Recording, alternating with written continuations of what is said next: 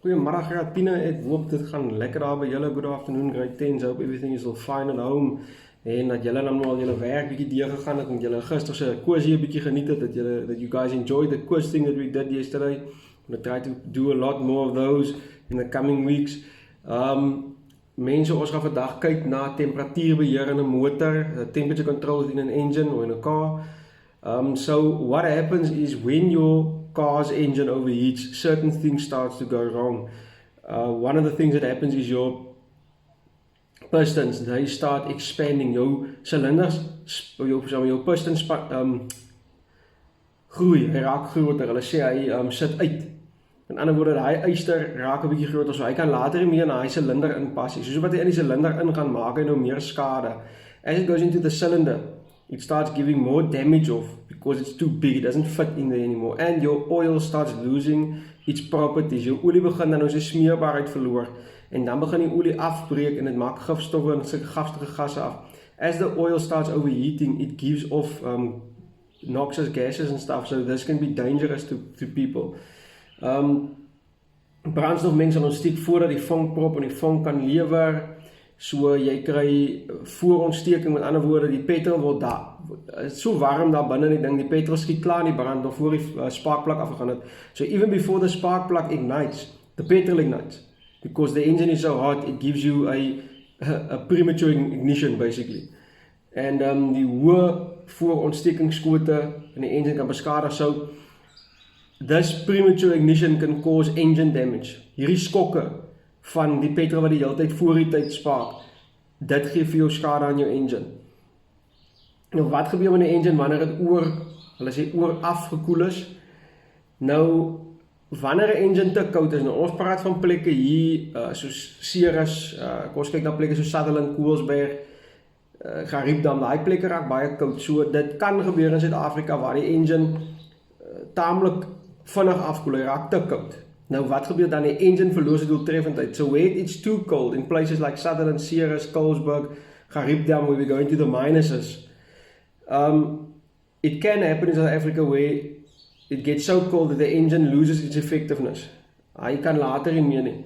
Wat dan gebeur is, as die engine meer effectief is, gaan jou brandstofgebruik klim. Because your engine is losing effectiveness, your fuel usage will be higher because it has to give more fuel for the engine to be effective. Nou, onvoldoende ontsteking as gevolg van 'n brandstofmengsel wat nie ten volle verdamp nie. Guys, because of the cold, your fuel mixture, you don't get the right ignition. Die mengsel gee nie vir jou die regte gee nie vir jou die regte ontsteking nie. Met ander woorde, hy gaan misfire op 'n kol. Brandstof geneig om teen 'n silinderwand af te hardloop en dan in die engine olie in die kurkels wat hulle meng, die olie verdun en verloor dan sy smeerbaarheid. En wat daar gebeur is, omdat die brandstof nou 'n bietjie agterbly binne in die engine, loop dit uit en dit meng met die olie, dan mors die olie, dit verdun jou olie. So because it's too cool, the fuel doesn't evaporate quick enough, so the fuel then leaks into the oil, and that's thinning your oil. So oil loses its integrity. En brandstof loop teen die silinderwande af en spoel die olie af wat oormatige slytasie veroorsaak. Met ander woorde, as the fuel is going down the cylinder, it's also washing away the oil. Thus, it's metal against metal. So you've got a lot of damage coming to your vehicle. So mense, omdat die olie nou afloop, nou smeer die petrol loop nou af, dit smeer die olie weg van die wand van die cilinder en nou het jy yster op yster, so nou het jy slytasie. Jy gaan nou wrywing hê wat jy nie gehad het nie. Hulle sê so, noem 2 redes vir die oorverkoeling van 'n engine. What can happen? Why can an engine overcool, not overheat, but overcool? Die thermostaat hak vas op die oop opsie. The thermostat is stuck in the open option. En die verkoeler is te groot. Your radiator is maybe too big for the engine. Which can happen if you use the wrong radiator, if you use the wrong cooling system for the wrong engine. Mense, daar is die regte verkoeling vir die regte engine. Jy kan nie nou op jou Chevy Spark 'n Ford 3 liter se verkoeler loop sit nie. Behalwe die parte wat jy gaan pas nie, daai ding is te groot vir die engine. You can't take a big radiator from a big vehicle and put it onto a small vehicle. You can't take the radiator from a Ford bakkie and put it on a chef. The parts won't fit, yes, but it's also not made for each other. Hulle sê daar's 11 dinge wat oorverhitting van 'n engine kan veroorsaak. 11 things can cause overheating of an engine. An abnormal heavy load can cause the engine to overheat. Mense, 'n abnormale swaar vrag kan veroorsaak dat 'n engine oorverhit. En dit kan nogal moeilikheid afgee, veral as jy nou besig is om vrugte te vervoer van Piketberg af Kaap toe. En jou vraag is oorlaai en jy wil jaag om by die mark te kom, as jy besig om jou lorry te beskadig. Los wireband, there can be a loose fan belt somewhere, daar's ergens 'n los wireband, hy verkoel nie dalk reg meer nie. Foutiewe waterpomp, jou waterpomp kan be faulty, daar kan 'n fout met jou waterpomp, hy kan breek, en 'n fout is daar. Stof wat in die verkoeler verskerm of blokkeer, the dust that gets lodged in your radiator can also cause it to overheat. Daai stof maak hy gate toe so die lug kom nie lekker deur, dit kan ook 'n probleem wees. Te arm brandstofmengsel, your fuel mixture is not right. Verkeerde ontstekingstyd, wrong ignition time, jou tyd is dalk uit, jou timing op die ding. Verkeerde hitte reeks vonkproppe, you don't have the right spark plugs, en stukkende waterpype, busted water pipes can also cause a vehicle to overheat. And also then the wrong cover for your radiator, verkeerde verkoelerskerms kan ook veroorsaak dat jou kar se engine oorverhit. Nou, en aan een is onvoldoende water in die verkoelingsstelsel. There's not enough water in your radiator system. Nou, wat is lugverkoeling? Hoe beskryf ons lugverkoeling? Nou, lugverkoeling volgens die boek, 'n sterk lugstroom waai op spesiale uitsteeksels op die silinderbande om hitte in die proses te onttrek. Uitsteeksels vergroot die area wat die lug in aanraking kom en dit bewerkstellig dat die hitte vinniger geabsorbeer word. In ander woorde, daar waai wind op 'n spesifieke ding binne die engine wat seker maak dat die hitte vinniger geabsorbeer word. So what happens is air is going to flow into a specific area onto the engine and thus making the heat disperse quicker. Hy word meer geabsorbeer. Voordele van lugverkoelde engines bo waterverkoelde engines. What is our sorry, let's quickly get my English book. Happens like this. Quickly see here. Advantages. What is our advantage of an air-cooled engine over water-cooled engines? An air-cooled engine is more simple in construction and lighter than a water-cooled engine, and as they are without water jackets, water pumps, radiators, or water pipe connections. Mense, 'n lugverkoelde engine is baie makliker en baie kleiner en baie ligter as 'n waterverkoelde engine. Want daar is nie waterpompe nie, daar is nie waterpype nie. Hy word net deur die lug verkoel. 'n Voorbeeld van dit sal nou wees jy kyk na hierdie 50cc motorfietsse. Goeie voorbeeld ek dink. An air-cooled engine does not freeze up during very cold winter nights. Dit is waar 'n lugverkoelde engine kan nie vries nie, want daar is nie water in nie. An air-cooled engine does not have a water pump, radiator, etc. It's more compact. Ja, jou lugverkoelde engine is 'n bietjie meer kompak, 'n bietjie kleiner omdat hy nie waterpompe en al daai mooi goedjies het nie. En is ook nie nodig om elke keer die water te check in 'n lugverkoelde engine wat daar is nie. You don't have to do water checks on an air-cooled engine because there is no water to be checked. There's nothing that takes the water. Now, what are the disadvantages of an air-cooled engine? Wat is die nadele van 'n lugverkoelde engine? It is difficult to achieve even cooling in all circumstances and can be done with water-cooled engines. Dit is nogal waar, jy kan nie eweredige verkoeling kry met 'n lugverkoelde engine nie. Veral as jy in plekke bly waar dit baie warm is. Ons dink nou aan plekke soos Cleveland, Piketberg self raak mos so 49 op 'n koue dag. So where you stay can also cause this air-cooled system to fail. If you stay in a hot area of South Africa, you can't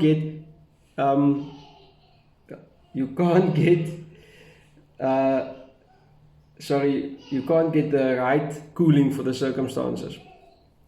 They are recommended to run on heavier grade oil because they operate at heavier temperatures. Ja, 'n hoër graad olie word gebruik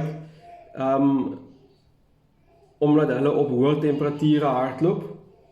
It is more difficult to apply air cooling to big multi-cylinder engines. Dit is 'n bietjie moeiliker om 'n groot lugverkoeler te koppel aan multi-cylinder engines. Dit is ongelukkig maar nou so. One must, excuse me for the child laughing in the background. One must guard against the accumulation of dust, leaves, oil and other impurities between the fins. Mense oppas maar net vir die veiligheid wat loop vassit tussen daai vinne van die lugverkoeling. A much bigger fan is needed than a water-cooled engine. Jy gaan 'n groter fan nodig hê. You're gonna need a bigger fan. In the case of tractors, weight play a rather important role. Onthou mense, met 'n trekker, jou gewig. Ons moes gesê as 'n engine kan 'n sekere hoeveelheid gewig vat. So die trekker gewigte dra by tot daai gewig. So nou kan jou engine soveel gewig vat voor hy overheat, maar jy het al klaar engine trekker gewigte bygesit. Nou wil jy nog 'n lading kom doen van ek weet nie hoeveel ton nie. Gaan nie werk nie. So guys, the weight of a tractor is also part of the problem if you work with an air-cooled engine. Dan is daar 'n skets vir julle van 'n lugverkoelde engine. Julle kan hy skets maar leer, julle kan hom maar ken, hy's belangrik. Nou wat is die voordele van 'n waterverkoeling engine? First of all, water cooling, it's abundant, freely available and it usually costs nothing. Water kan enige plek verkry word, dit kos niks. Jy kom by die garage sê maak vol, hulle maak vol, hulle charge jou nie. Die water nou nie petrol, hulle gaan jou bloody wel charge vir petrol. Nou so goedkoop maar niemand ry nie. Hoop julle kyk jy nuus, eerste keer in die geskiedenis dat die petrol, die olieprys minus $37 of so iets is, dit is verskriklik. It absorbs heat very well. Yes, water cooling works better with heat absorption. Ja, waterverkoeling maak die absorbeerde hitte baie makliker. It circulates easy over a fairly wide temperature range. Ja, hy sirkuleer baie makliker oor 'n sekere hoeveelheid hitte. It is not dangerous, inflammable, harmful or uncomfortable to control. To use. Dit is nie baie skadelik nie, want hy kan nie brand nie en hy kan ook nie baie skade aan jou doen nie, so is maklik om te gebruik. En hy sê so, disadvantages of water cooling medium. Wat is die nadele van 'n waterverkoeling? Hy vries. It freezes. At a low temperature area, it will freeze. Dit gaan vries, water vries. Onder 0 gaan hy vries. So plekke soos Koelsberg, plekke soos Sutherland, Ceres, waar jy vieslike koue temperature het, gaan nie water vasvries binne in jou engine. It's going to happen, you can't stop that. Especially during winter, and then you have to put in antifreeze. Jy moet antifreeze, dan is dit om dit nie te laat vries nie. Brakwater beskadig die binnekant, die binnewande. They talking about brackish water tends to damage the inner walls of a water jacket. As was nou sout in, man. The salt inside the brackish water, that it damages the inner walls. Certain salts and acids which are dissolved in water may eat away metal components in the radiator. Dit is so sekere soutte en sekere sure kom in water voor wat die metaal gaan vreet binne in jou radiator. When water is heated, it evaporates, so the system constantly topping up. Dit is ook so, soos wat die water warm raak, net soos 'n ketel. Water gaan van water na stoom toe, dieselfde gebeur in jou radiator. Die water raak minder. So jy gaan konstant moet kyk, is daar water in, is daar water in. Deesdae se karre het vir ons 'n mooi fancy gadget vir jou sê, hoe, daar is die water nie.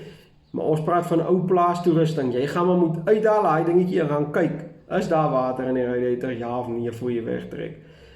Dis een van die dinge wat jy geleer het al, hoe om jou plaasvoertuig in die gang te hou, om permanent checks te doen. Check for water. Guys, if you work with old farm equipment, I'm not talking about these new fancy cars that has a gadget says there's no water in your car. I'm talking about old farm tractors and stuff like that. You're going to have to do spot checks. That's why we have those lists in workshops on farms to see if car number 4 has gone out, did it get an inspection yesterday, yes or no. We've basically forced you to inspect your car every day or your vehicle that you use on the farm so that we can keep it running. Nou, wat is 'n thermoheuwel? 'n thermal siphon cooling system. Wat is 'n thermoheuwel? Ons moet dit nou kan beskryf. It is based on the principle of circulate water in a cooling system. Hy werk met waterbasis.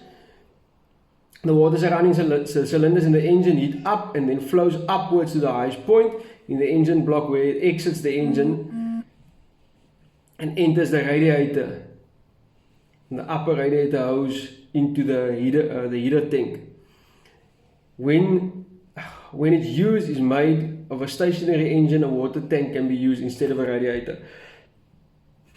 En wat het eintlik doen is vanaf kyk wat sê die Afrikaanse ek nie die woorde regkry vir julle opmaak.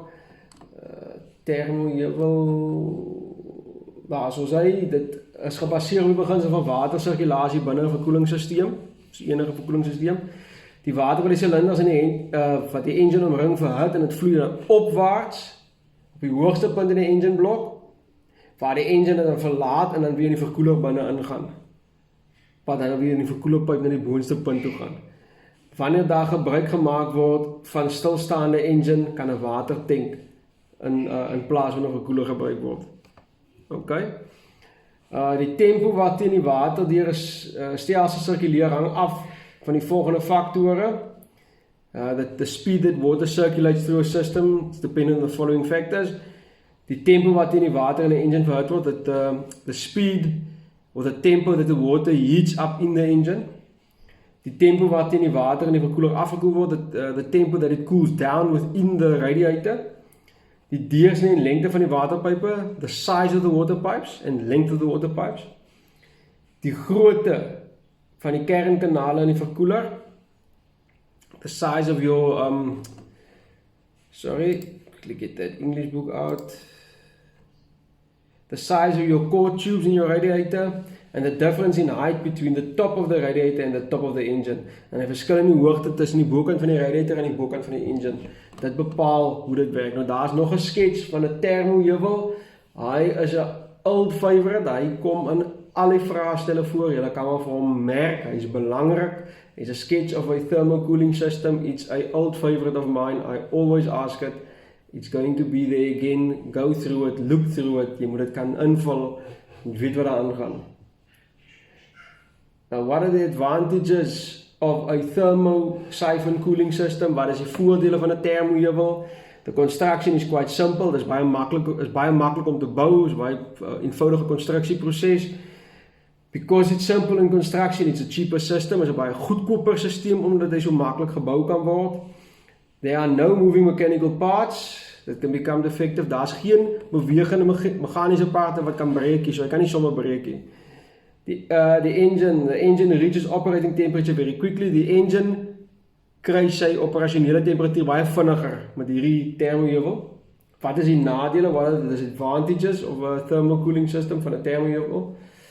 The rate of circulation is much slower than that of other cooling systems. Die sirkulasiespoed is baie stadiger as met die ander sisteme. When used in a multi-cylinder engine, there is a risk that not all the parts of the engine will be cooled sufficiently. Wanneer ons met 'n multi-cylinder engine gebruik, is daar 'n kans dat nie al die silinders reg verkoel gaan word nie, of vinnig genoeg verkoel gaan word nie. When the engine pulls a heavy load, the slow rate of circulation may cause insufficient cooling and the water system will start boiling. Mense, as jy nou 'n swaar vrag gaan trek, dan gaan die engine oorverhit en dit gaan beteken die water gaan begin kook. Dis een van die nadele van 'n thermoheuwel. It is important that the water level should not drop below the upper radiator pipe. Die watervlak moet nooit laer as die boonste radiator pipe wees nie. If that happens, there will be no circulation and abnormally high temperatures will damage the engine. Mense, onthou net, as dit gaan gebeur en as jy genoeg water het, gaan die temperatuur wat te hoog is, die engine beskadig. Right, so hy is ons deel vir die dag. Gaan julle video's deur, krap 'n bietjie rond. Ek gaan kyk of ek julle weer hier Vrydag se kant 'n quiz of 2 kan opstel. Lekker dag verder. Bly by die huis, wash your hands, guys. Stay at home, wash your hands, be safe. Go through your work and I'll see if I can send you a quiz again on Friday. Lekker dag julle.